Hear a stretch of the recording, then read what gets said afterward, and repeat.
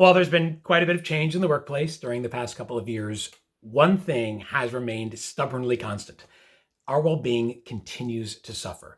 Whether it's work related pressure or anxiety, burnout or loneliness, too many policies or not enough workers.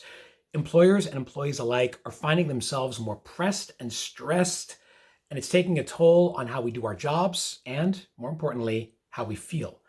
Today on The Fix, how to promote greater well being at work. While treatment of serious mental health concerns should be left to trained professionals, there are steps that every leader can take to alleviate the toll on employee well being. Despite the unpredictability of the moment, here are some practices and some tips that might just provide that much needed lift to the many people now experiencing heightened fears or frustrations about their emotional and even physical health. Number one, communicate like you care. Whether your team is back in the office or still working remotely, it's crucial that we stay visible by communicating with frequency and intention. By staying in regular contact with employees, leaders can spot signs of emotional wear and tear before they become pronounced. More importantly, dedicating time and resources to these check ins sends a clear message to people that their well being matters. Don't think you have the time to communicate? For busy clients, I've recommended a 15-2-1 approach. Spend 15 minutes once a week talking to two members of your team. That's it.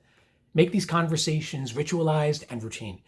It eases some of the discomfort and stigma that may arise when discussing well-being, and it can yield positive, business-oriented results for everyone involved. There's not some high bar for high-touch communication. It comes down to asking basic questions and then really listening to the answers.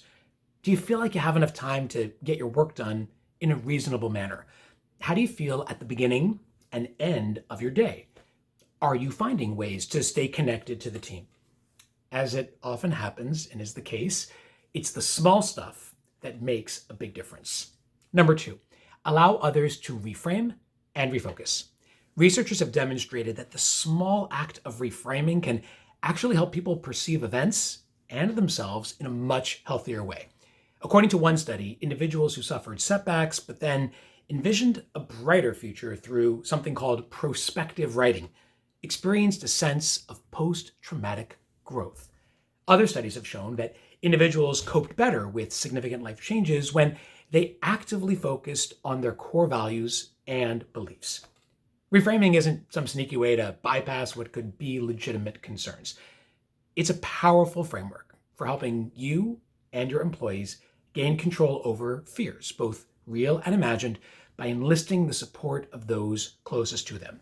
As leaders, you can play a pivotal role in facilitating this process simply by showing up for your employees with offers of compassion, concern, and commitment. It's reassuring to know that someone is there to help. And finally, number three, start noticing the cues. People who are struggling with their well-being often show signs of distress. Early indicators include changes in behavior and mood, as well as nonverbal cues like alienating body language and social withdrawal. If you're being a good noticer, you'll pick up on these cues before they become severe. Does someone on your team seem passive, worried, or tense? Is he or she avoiding group gatherings, be they in person or virtual? Are they showing obvious signs of fatigue, irritability, or nervousness?